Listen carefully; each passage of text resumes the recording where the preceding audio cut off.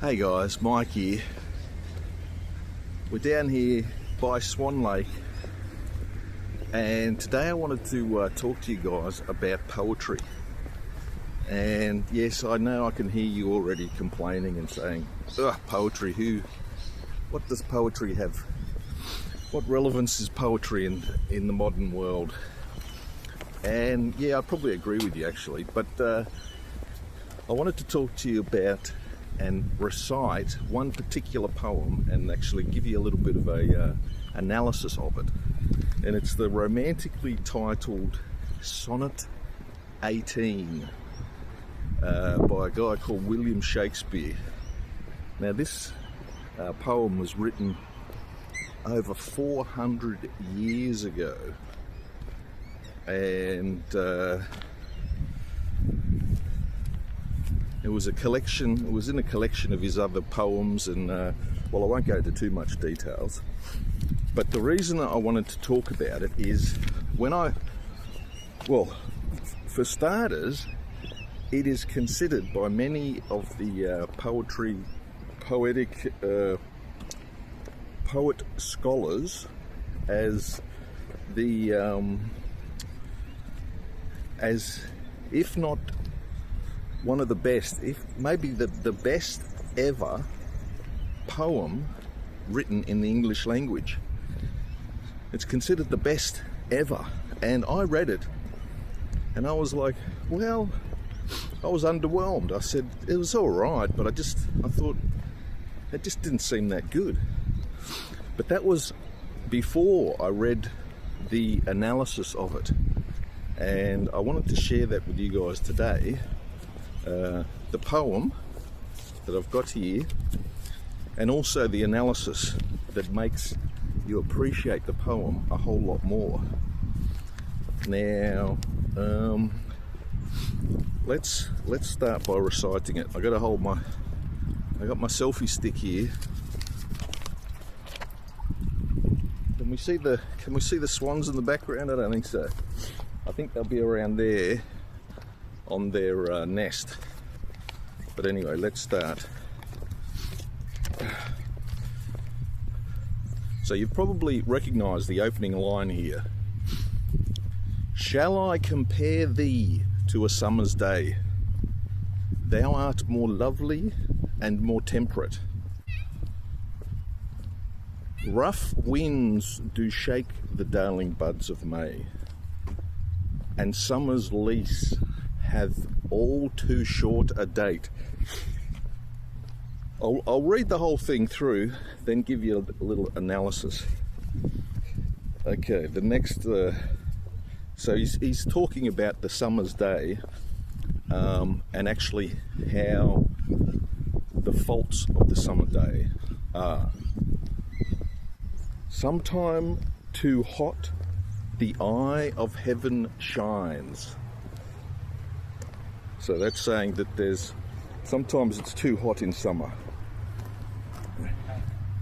Hello. And often is his gold complexion dimmed. So sometimes it gets cloudy and hello.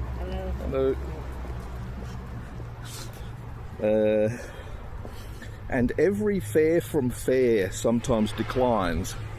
So everything beautiful declines, but he's comparing thee. And the funny thing is, I believe that he was actually talking about the beauty of a young man, not a woman.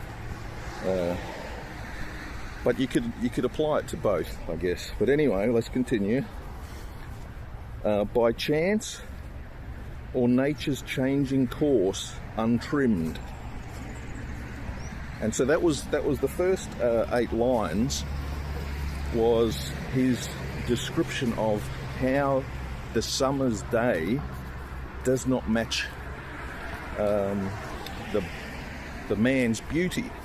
All right. And so then he says, but thy eternal summer shall not fade. So now he's talking about the young man. Nor lose possession of that fair thou owest. Now that's He's not going to lose possession of the beauty that he owns. Owest means own. Nor shall death brag, thou wanderest in his shade. So that means his beauty will never die. When in eternal lines to time thou growest. And that means that's part of the thing that you need explained, where he says at the end here, when in eternal lines to time thou growest. What he's saying is that guy's beauty is now actually preserved within this poem, and this is self-evident in the fact that 400 years later I'm standing here reading this to you about this guy's beauty. And then he finishes up, and this is the big finale. So long as men can breathe or eyes can see, so long lives this, and this gives life to thee. And this is about the beauty of that person. And so when you just read that, you go, yeah, there's some nice words put together.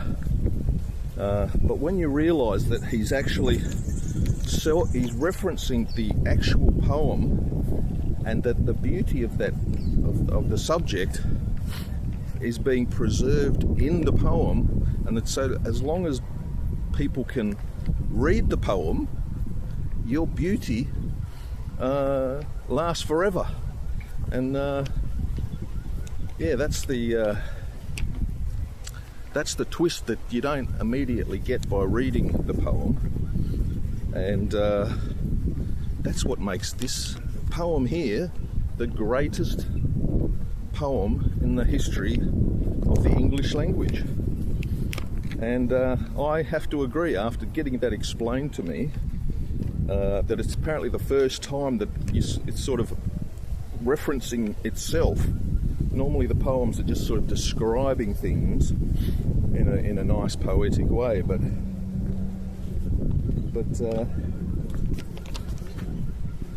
yeah, that's the poem.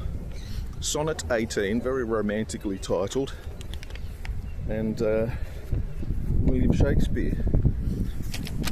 Shall I read it out one last time in full without stopping? Hang on, let's we're at, oh yeah, the black swan's nest is over there. Let's get her in the background.